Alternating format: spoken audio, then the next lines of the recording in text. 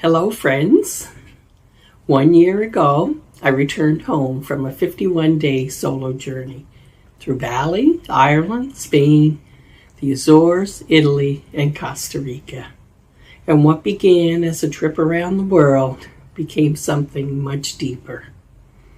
It became a journey of healing, self-discovery, courage, and ultimately a journey home to myself. Over the past year, I've been writing a memoir called My Journey Home, sharing the experiences, lessons, and transformations that emerged along the way. Recently, I submitted the book proposal to Hay House, and today I wanted to share something special with you. What you're about to hear is the introduction to the book titled The Journey Before the Journey.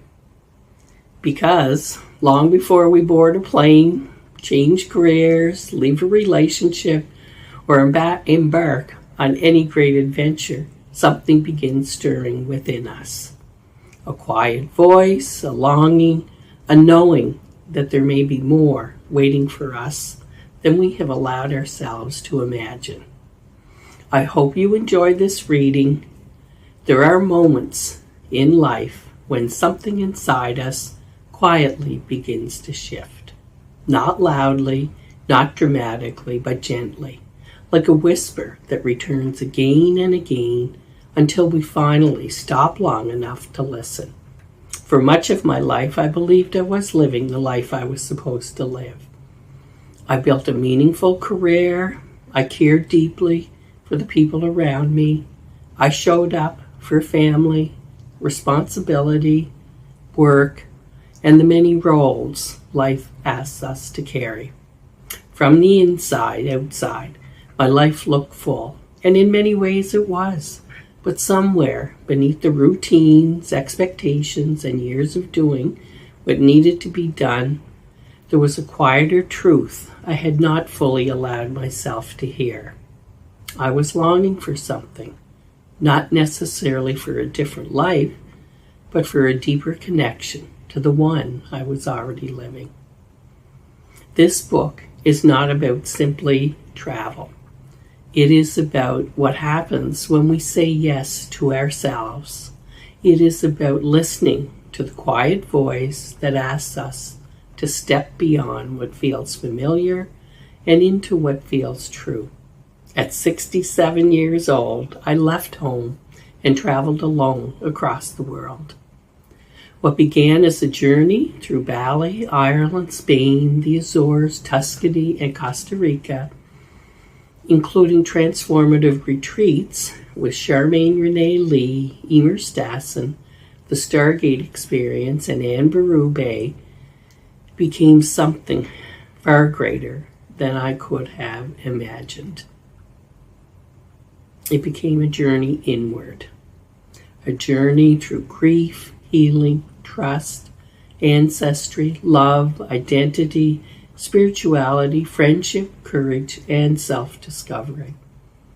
Along the way, I learned that transformation does not always arrive through dramatic moments.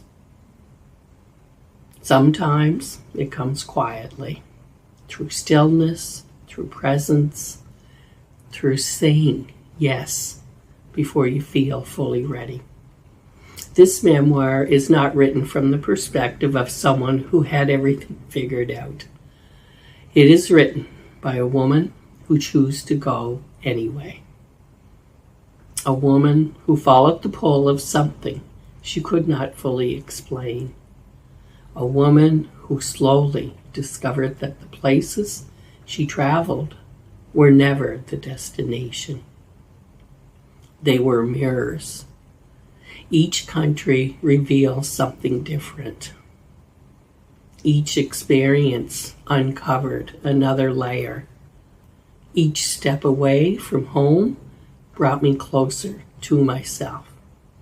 You do not need to travel across the world to recognize parts of your own story inside these pages. Perhaps your own journey looks different. Perhaps yours begins with a quiet question, a longing, a transition, a moment when life asks, what now?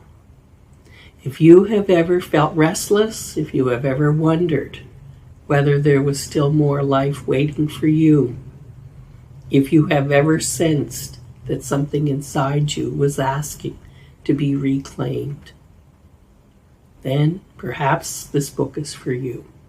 This is not only a story about where I went, it is a story about how I returned, not to a place, but to myself, and perhaps in some way to home. Thank you for joining me for this reading from my journey home. Writing this book has been one of the most meaningful experiences of my life. And as I look back now, I realize the greatest journey wasn't across 6 countries. It was the journey back to myself. If this reading resonated with you, I would love to hear what spoke to you most. Feel free to share your thoughts in the comments.